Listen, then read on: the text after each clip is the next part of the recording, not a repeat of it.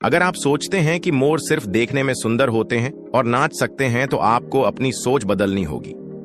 आजकल मोरों का कारोबार करोड़ों में चल रहा है। सोचिए, ऐसे फार्म भी हैं जहां लाखों मोर एक साथ पाले जाते हैं। हां, ये सच है। आज के समय में मोर सिर्फ एक पक्षी नहीं बल्कि एक पैसों की खान है, क्योंकि इनके पंख, अंडे, मांस, यहां तक कि इनका गोबर भी अलग अलग उद्योगों में काम आता है। भारत, चीन, दक्षिण अफ्रीका, थाईलैंड और अमेरिका, इन देशों में बड़े बड़े मोर फार्म मौजूद हैं। भारत के राजस्थान और तमिलनाडु में तो पूरे पूरे गांव के लोग मोर पालन करके अपनी जीविका चलाते हैं। खासकर भारत के कुछ राज्यों में मोर राष्ट्रीय पक्षी होने के कारण उन्हें शिकार करना या मारना गैर कानूनी है, लेकिन फार्म में पालन करने की अनुमति है।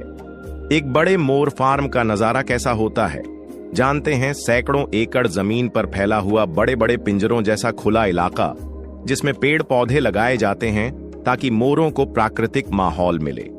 हर फार्म में हजारों मोर होते हैं और उनका घूमना फिरना, खाना, अंडे देना, प्रजनन सब कुछ योजनाबद्ध तरीके से होता है। इनके खाने का तरीका भी काफी दिलचस्प है। मोर आमतौर पर धान, गेहूं, मक्का, फल, सब्जियां और छोटे कीड़े मकोड़े खाते हैं। बड़े फार्म में रोज मनाना हजारों किलो खाना दिया जाता है। कई फार्म में मोरों को अलग अलग तरह के फल खिलाए जाते हैं, क्योंकि इससे सत से उनके पंखों का रंग और भी चमकीला हो जाता है। मोर का सबसे महंगा हिस्सा क्या है जानते हैं? उसके रंग बिरंगे पंख। एक नर मोर साल में लगभग 150 से 200 पंख गिराता है। यह पंख इकट्ठा करके फैक्ट्री में भेजे जाते हैं, जहां से हैंडीक्राफ्ट, गहने, पेंटिंग, ब्रश, सजावटी सामान और कपड़ों के डिजाइन में इस्तेमाल होने वाले आइटम बनते हैं। अब बात करते हैं मोर के अंडों की। एक अंडे की कीमत 3000 रुपए से 7000 रुपए तक होती है। यह अंडे ज्यादातर विदेशों के 5 स्टार रेस्टोरेंट में खाने के लिए इस्तेमाल होते हैं, खासकर चीन में, जहां अरबपति लोग इसे एक्सोटिक फूड के रूप में भारी कीमत पर खरीदते हैं। बहुत लोग पूछते हैं कि क्या मोर का मांस खाया जा सकता है? हाँ, कुछ देशों में खाया जाता है, खासकर चीन, नेपाल, थाईलैंड और अफ्रीका के कुछ हिस्सों में, जहां इसे महंगा और स्वास्थ्यवर्धक माना जाता है। हालांकि कई देशों में कानूनी पाबंदी है। जैसे भारत में राष्ट्रीय पक्षी होने के कारण इसका मांस बेचना गैर कानूनी है, इसलिए जिन देशों में अनुमति है वहीं पर इसे निर्यात किया जाता है। कहा जाता है कि मोर का मांस दिल के लिए अच्छा, फैट फ्री और प्रोटीन से भरपूर होता है। कई डॉक्टर भी इसे खाने की सलाह देते हैं और अरबपति अपनी सेहत और दिल को ठीक रखने के लिए इसे खाते हैं। समुद्र से लाखों स्क्विड पकड़ने की प्रक्रिया भी बहुत दिलचस्प है, क्योंकि स्क्विड बहुत चालाक और तेज गति वाले होते हैं। इन्हें पकड़ने के लिए खास तकनीक का इस्तेमाल किया जाता है। आमतौर पर स्क्विड समुद्र की गहराई में रहते हैं और रात की रोशनी देखकर ऊपर आ जाते हैं, इसलिए रात का समय इन्हें पकड़ने के लिए सबसे अच्छा माना जाता है। सबसे पहले मछुआरे अपने ट्रॉलर या नाव लेकर गहरे समुद्र में जाते हैं।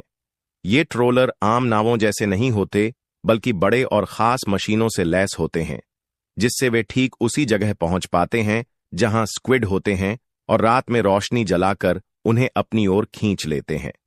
जब वे गहरे समुद्र में पहुंचते हैं तो ट्रोलर के नीचे खास तरह की रोशनी जलती है जो स्क्विड को आकर्षित करती है। तब मछुआरे खास हुक वाली रस्सी डालकर स्क्विड पकड़ते हैं। कई मछुआरे सीधे जाल डालकर भी इन्हें पकड़ते हैं। स्क्विड पकड़ने के लिए जो जाल इस्तेमाल होता है वह बहुत मजबूत और टिकाऊ होता है। इसे धीरे धीरे खींचा जाता है ताकि स्क्विड टूटे नहीं। पकड़ने के बाद स्क्विड को बड़े कंटेनरों में भरकर फ्रीज किया जाता है और जल्दी से फैक्ट्री पहुंचाया जाता है। फैक्ट्री में सबसे पहले स्क्विड धोने का काम होता है। बड़े बड़े टब में ठंडे पानी से इन्हें धोकर मिट्टी, रेत और गंदगी हटाई जाती है। फिर हाथ या मशीन से सिर, शरीर और पंख अलग किए जाते हैं। सिर से बेकार हिस्सा निकाल दिया जाता है और शरीर का मांस अलग रखा जाता है। पंखों को अलग से फ्राई या अन्य व्यंजनों में इस्तेमाल के लिए रखा जाता है।